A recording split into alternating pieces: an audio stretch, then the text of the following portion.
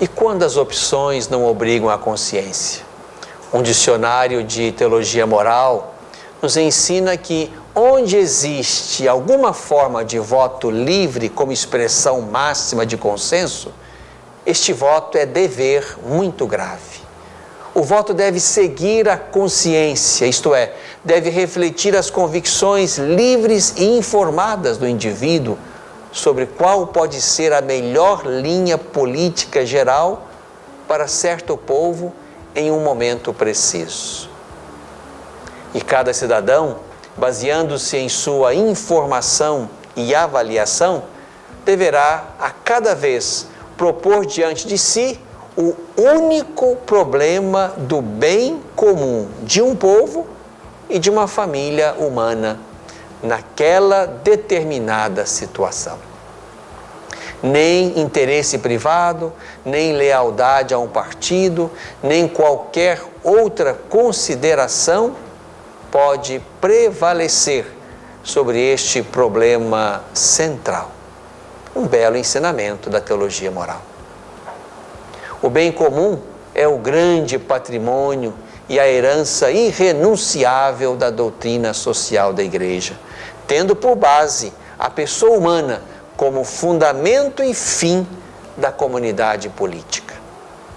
O bem comum e a pessoa humana estão no centro de toda proposta de organização sadia e correta da sociedade.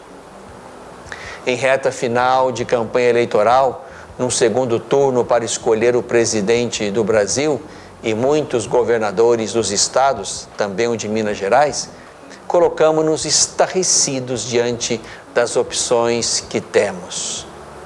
Opções que não obrigam a consciência pela escolha de convicção. Nossas consciências apontariam para outros nomes, outras propostas, outros projetos sociais, outras formas de fazer política e de fazer campanha e até indevidamente ao voto branco e nulo. Foi uma campanha presidencial marcada por dois graves entraves. Faltaram os sadios confrontos de propostas pela via de debates inteligentes e participativos. Houve ataques e acusações, mais que a apresentação de propostas e políticas. O tempo nas mídias não dava para as duas coisas e se optou pela primeira estratégia. E sobraram fake news, old news, bad news. Faltaram de fato good news. Faltaram palavras e projetos portadores de esperanças genuínas, de respostas críveis ao grave cenário do nosso país. Não é fácil acreditar que aquilo outrora prometido e não realizado, ou os comportamentos políticos que mataram nossas esperanças, tornar-se-ão agora realidade boa e séria pelos empenhos dos mesmos personagens. Não é fácil assinar agendas de intenções cheias de pontos contestáveis, problemáticos e até anticristãos, dos dois lados. Não é fácil apostar em quem não fez muito em âmbito menor e promete fazer muito em âmbito maior.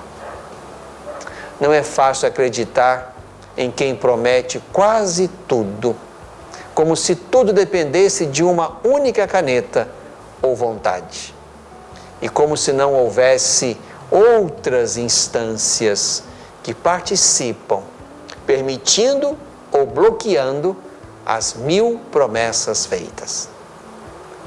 Estamos entre o conhecido com quem não concordamos em muitos aspectos para trás e para o futuro, e o desconhecido, que não sabemos para onde nos levará. Para onde querem levar o Brasil? Para onde querem levar os pobres? que o eleito terá que ceder para governar, isto é certo, e muito.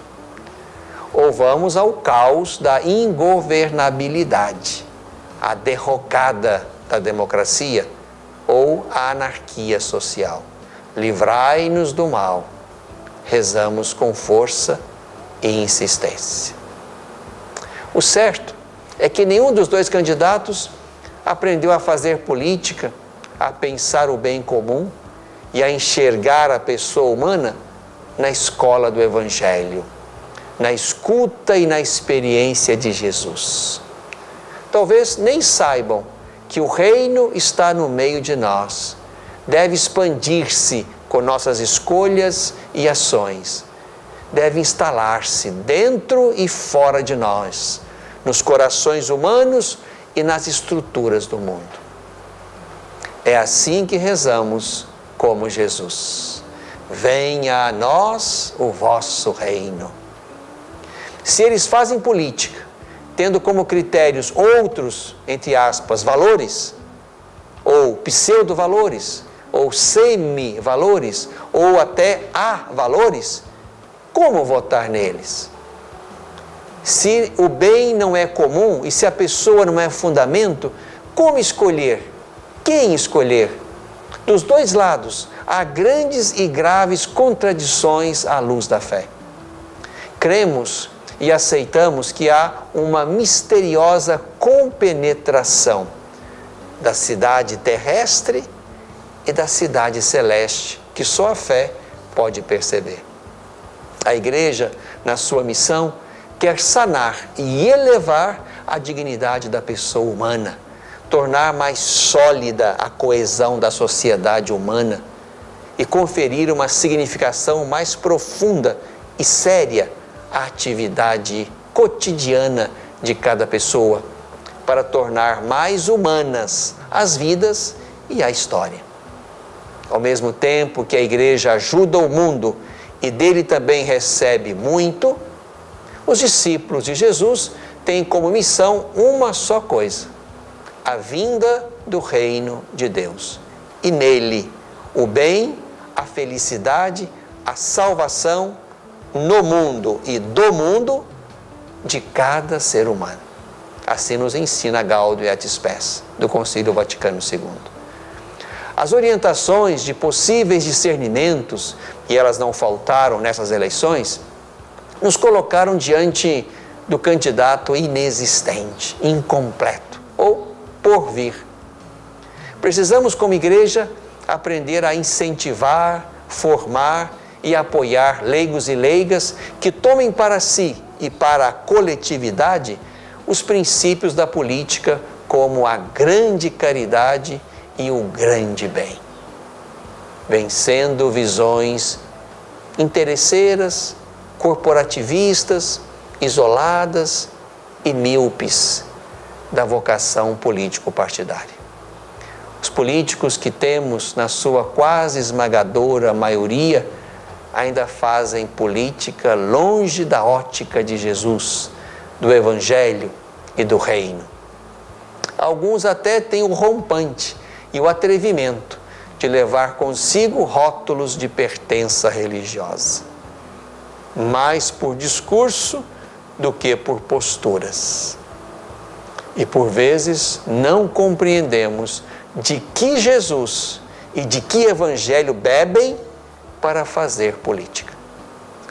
Lamentavelmente, com consciência reticente e resistente e com inteligência humilhada, vamos pelo princípio inconsolável e aterrador do mal menor, do risco menor, da desgraça menor, e sem saber medir a proporção destas situações menores.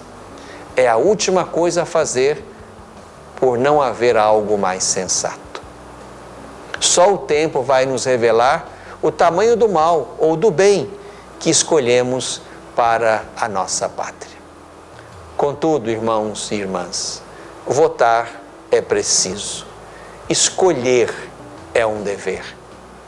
Acompanhar os eleitos, criticar, exigir, vigiar, excluir, rezar, crescer em cidadania e civismo são atitudes permanentes nas quais precisamos persistir e que nos educarão até as próximas eleições. Que Deus nos ajude a pensar e a escolher caminhos do reino para o Brasil.